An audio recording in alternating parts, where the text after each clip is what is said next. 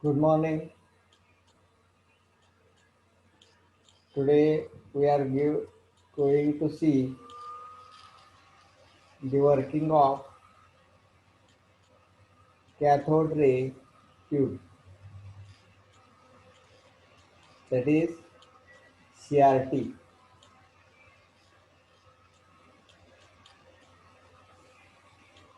In yesterday's lecture, I explained the working of or construction of CRT. Today we are going to see how it works.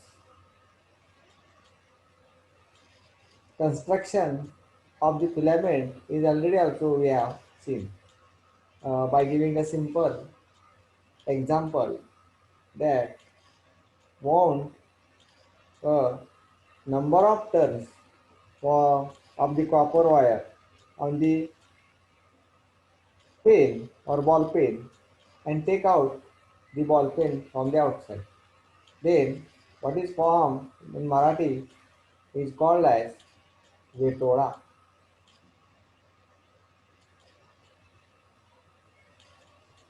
Here filament is used to hit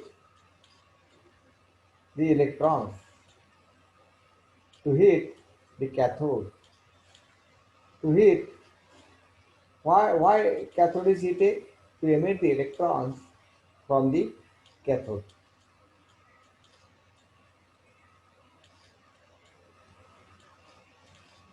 Same type of the filament is used in water heater, electric water heater. Same type of technique to construct the filament is used in the old bulbs which are not LED.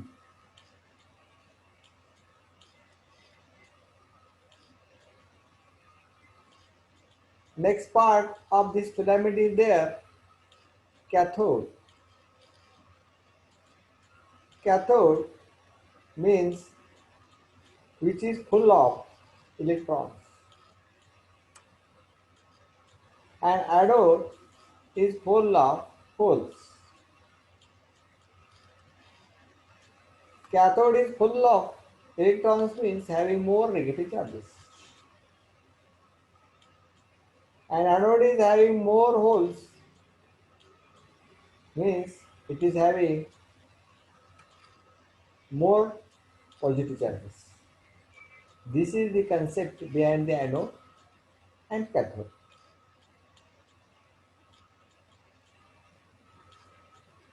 Due to heating of filament, the cathode material, which is made up of oxide, having more valence electrons on the surface of the cathode. Just the energy gained by that electrons, it starts moving in the forward direction. And that energy will be given by heating of filament. The heat energy generated by the filament is given to electrons on the surface of cathode.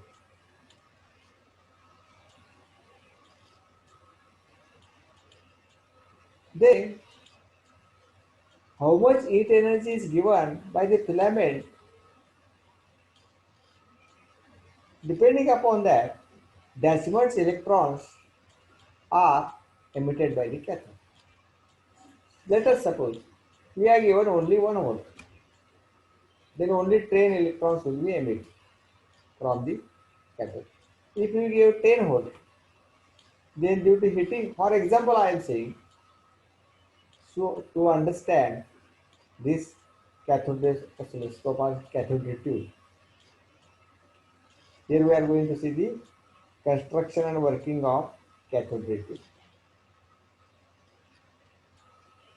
Here, then due to the heating of the electron filament, the electrons are start moving in the forward direction. Then how much voltage the filament depending upon the number of electrons are emitted from the cathode are changed.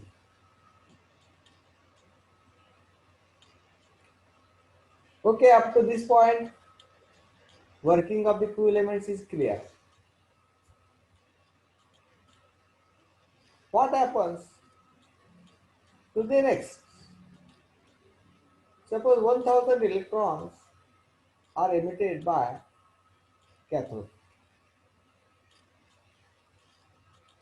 and only we require 100 electrons for further processing. Then what we have to do? That electron should be stopped. Which one? 900 electrons should be stopped and only allowed to flow 100 electrons in the forward direction.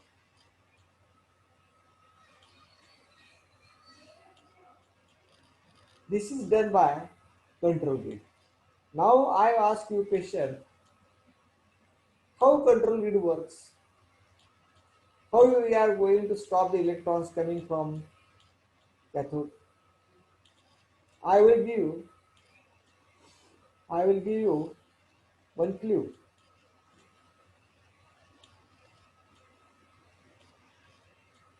Attraction repulsion property of the charges is used here. Now you think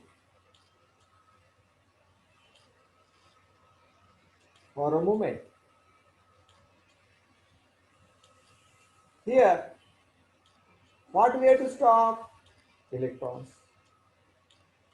Then that should be repelled. Then how should that should be repelled from the control grid or stopped by the control grid? By giving negative potential to the control grid. Let us suppose 1 volt is negative potential is given, only 10 electrons are repelled. Due to 2 volt, 100 electrons are repelled suppose. Due to 2 volt, 200 electrons are repelled. Then to repel 900 electrons, we have to give minus negative 9 volt to the control grid.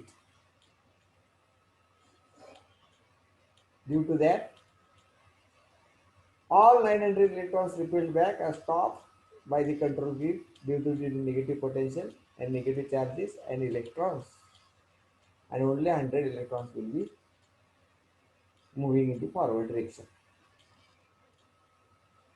This principle is used in the Koyana Dam. In the rainy season, we do not require more water or more storage. Then by using the controlled system of doors on the Koyana Dam, doors are opened and flow of water is moving in the Krishna River. How that water is controlled? In same way, the electrons coming emitting from the cathode are controlled by control grid. That's why name is given control grid. But it controls what? The number of electrons coming out from the cathode. In April to May, we require water to Karnataka, Andhra Pradesh. Then more doors are opened, more water is coming in the Krishna River. Just like that, according to your requirement, how much electrons you require, according to that potential of the control grid is adjusted. What is the next part?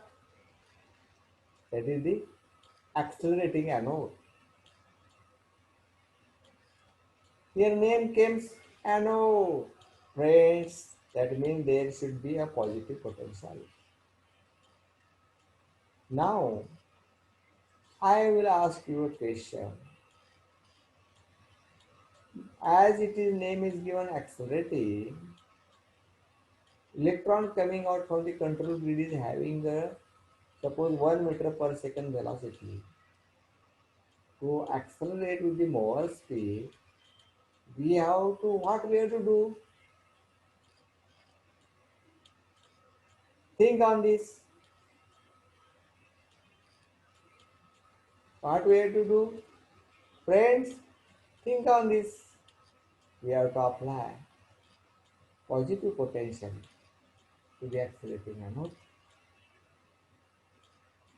As positive potential increases, the electrons coming out from the control grid are attracted to this more speed, and thus the speed of the electrons will be increased. Which property is used here? There is always attraction between unlike charge carriers. And which property is used in the control grid? There is always repulsion between like charges. Thus, electron emitted from the cathode